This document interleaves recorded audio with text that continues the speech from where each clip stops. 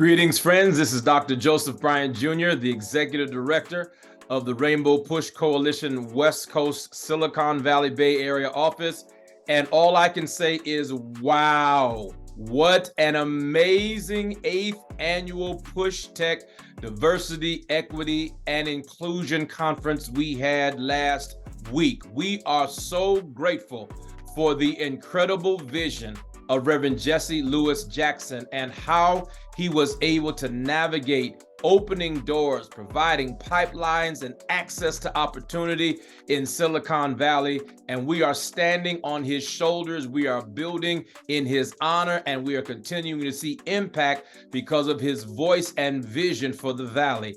And then on May 8th and 9th, right there at Cisco, shout out to Brian Tippins and his amazing staff and team and colleagues and co-workers that provided such a rich experience for us for our 8th annual PUSHTECH conference. It was amazing as we came together for the first time in person since 2019, and we want to share with all of you some of the experience that we were able to take in and just be encouraged, educated, and inspired as we were equipped and empowered to do even greater work, building bridges, providing the navigational tools to be able to access opportunities, build on emerging technology, bridge the digital divide, and do great work. On Monday night, we were able to have our kickoff, our Keep Hope Alive reception. We had a tech expo, we had augmented reality, we had artificial intelligence, we had metaverse presentations, and we were able to give some awards to some amazing people. So check this out, my friends. Enjoy these highlights from the conference. We'll have some now, we'll have some later, but we want you to take it all in and get ready to enjoy the journey as we did for PUSHTECH 2023, Keeping Hope Alive. We have concerns about boards of directors. Companies like eBay and Google in the Valley, no blacks on all the Latinos on their boards. We didn't know how good baseball could be till everybody could play. We don't know how good high tech can be till everybody can play. Greetings, everybody. I'm a chief diversity officer, and I know how these conversations go internally. So how did the two of you manage to get a civil rights audit pushed through and done? Did you want to? No, please go ahead. So I will say the civil rights audit at Airbnb preceded me. And so back in 2016, Airbnb at the time was a fairly young company. There had been issues of discrimination that had been reported, but I think people thought at the time that it was sort of a one-off, that someone dealing with discrimination here and there, it wasn't as widespread. Right, systemic. And it wasn't systemic, exactly. And in 2016, the hashtag Airbnb while Black catapulted within social media. And I think our company said, oh my gosh, we actually have, this is a widespread problem. This is not a one-off here and there. And at that time, they contacted Laura. So I really feel like this is a great question for her to jump in on, but they contacted Laura, and Laura really, as she said, pioneered this new thing of an audit of the company. So Laura, I guess I should turn it to you, and you can talk about all of the amazing things that you did within the company at that time. Well, first of all, the idea of doing a more comprehensive approach to a company, not just looking at diversity, equity, and inclusion, I have to give credit to Reverend Jackson, because Reverend Jackson talked about diversity, equity, and inclusion, but he also talked about diversity on the board, contracting opportunities. So when I approached Airbnb, it was from the background of a civil rights advocate and working with all of these fantastic civil rights leaders. The first thing I did was interview them about what their concerns were about Airbnb, because I think stakeholder input is crucial to a company reforming its practices. And so I never thought that the hashtag Airbnb while Black had only to do with the hosts who were on the Airbnb platform rejecting Black guests. I thought it may have to do with corporate culture as well. And what I discovered was there weren't enough people of color in leadership positions. There weren't adequate contracting opportunities. There weren't strong anti-discrimination policies. There wasn't a way to measure discrimination. And so in that initial report in 2016, I made recommendations that went far beyond the guest experience, the Black guest experience, but more deeply the corporate culture. And as I said, this is something that came out of conversations with many civil rights leaders. During that report, we held meetings with civil rights stakeholders and we got feedback. And so that I would, maybe I pioneered how to put it all in a report, but I certainly didn't pioneer the elements of a civil rights audit, which came out of a variety of stakeholder and user concerns. So during the course of that audit, I interviewed guests, Black guests. I interviewed hosts. I interviewed the Black employee groups, Hispanic employee groups. And what I found was there were similar problems affecting Asian users, Latinx users.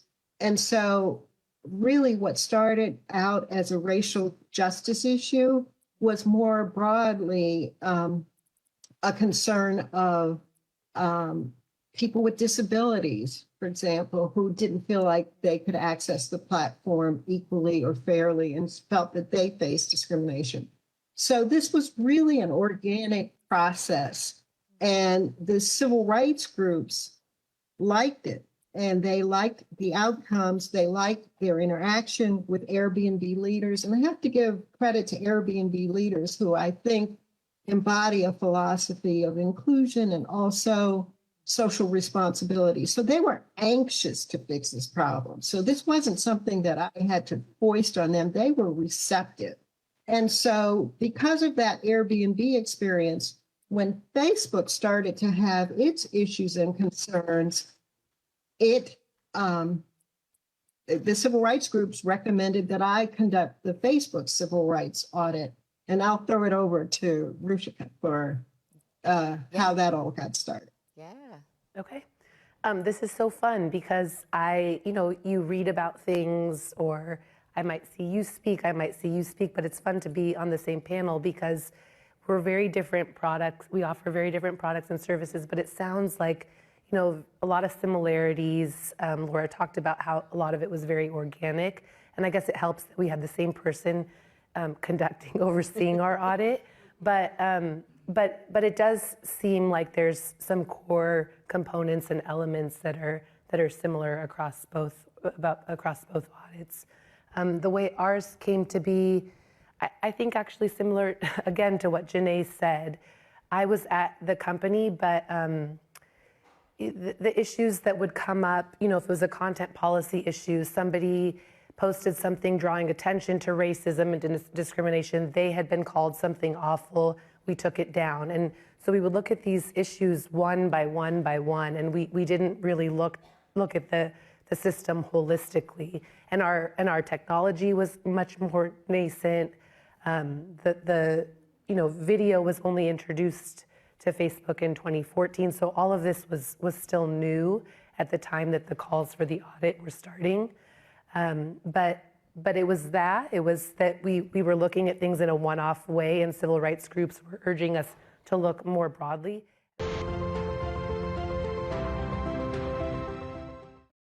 That there are two issues that are really contributing to the lack of diversity in the tech industry. There is the bias piece. There is the straight up bias piece. But then you also have to consider that our country is founded and based on race-based laws, policies, and practices that have served to disadvantage people of color. So we think about, underfunded schools when it comes to K through 12. We think about opportunities that people of color were just not designed to have. So we have the bias coupled with the racial discrimination in these systems that have really served as a barrier. So just to kind of give you some just highlights. These are just highlights. I'm just scratching the surface of the Black Tech Ecosystem Report.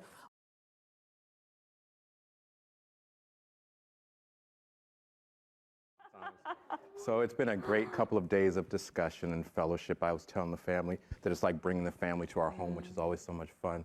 We'll talk about kind of where we are, a little bit of where we were, where we are, where we're going in terms of purpose and social justice. But I want to start with you. Every hero has an origin story. Can you tell me a little about your origin story? You're 27 years at Cisco, but before that, what brought you to us? So it's interesting because I didn't really have a clear path. I grew up and my mom was someone who cared a lot about the community. I remember we didn't have a ton growing up, and I remember she would just make a ton of time to figure out how we could help people that had less. And then concurrently, I had a grandmother who was incredibly outspoken. People believe that she may have been one of the first Latina realtors in California. And our dinner table conversation was very, very engaging. You had to know what you believed in and why, and be prepared to debate. And so that was from my grandmother. And then I had a lot of passion and interest in government and policy. I loved working with people. Something that I realized very early was that I loved a lot of the jobs that I had because people were always a part of it. So I say that because there was a moment that I had probably 3 or 4 years ago where I said, oh my goodness, wow, like this element of community and caring about the community, this element of knowing what you stand for, having these role models who've overcome a lot in your life, and then having areas of curiosity that fuel you are just a big part, I think, of how I landed here. But it was never something where I said, that's the role that I want to be in. And sometimes I look back at that with a lot of gratitude because it meant that paths were very open. And I didn't, growing up, see a ton of examples in what we would consider the corporate world. And so it was almost step by step, role by role. When I started at Cisco, I showed up to the wrong job interview. A lot of people know that. And I showed up thinking that I was coming in for more of like a customer service training role. And I showed up for a tech support position. And I didn't even know what a router was. So good Lord, how am I going to help someone? And in the interview, my first few minutes was, how do I get out of this interview? And then my gut kind of kicked in, and I was like, no, I think this is actually what you're supposed to do and what you're supposed to be. And I started fighting for this job, and I remember saying to the recruiter, I can do this. Give me a shot. I'm a fast learner. And that was my intro into Cisco. And so what it also taught me was that you didn't have to be an expert. You could take chances. You could work hard, a little bit of curiosity, a little bit of courage, and you could navigate. And I just moved from that first job as a contact center agent, providing very first level technical support, to various jobs within the company. That's awesome. So that leads to now. So I joked saying that I want to be Fran when I grow up, but I wasn't joking. I was serious about that when I was considering leaving my last role. And most of the folks in the audience and Reverend Jackson I met at a time when I was leading diversity and inclusion for the past company. But I had this hypothesis that companies would start to bring together these disparate pieces of purpose, where in the past you had DE&I over there, and environmental sustainability over there, and supply chain diversity over there, that they'd start to bring them together. And I looked over here and saw you were already building that, right? Talk about the thought behind people, policy, and purpose, and importantly, how we tie purpose to business value. Absolutely. And the funniest thing, Brian, was you were the first person that I ever met that had done so many of the roles within what we term purpose, right? And that's when my first thought was, oh, you have to join us. Like, and to be really honest, I I cared, of course, Sure. deeply, but I didn't care which role. I just Right. wanted you here, and then I knew we could sort it. And I knew Carla was very supportive. She's clapping in the Thank you, back Carla. of that too. As a company, it was early 2020 where we thought really hard about what do we want our purpose to be as a company. And as you all know, like deciding your purpose, that's a big deal. I think that's a big deal for us as individuals and as companies. And at the time, what we decided was that we wanted our purpose to be one where we powered an inclusive future for all.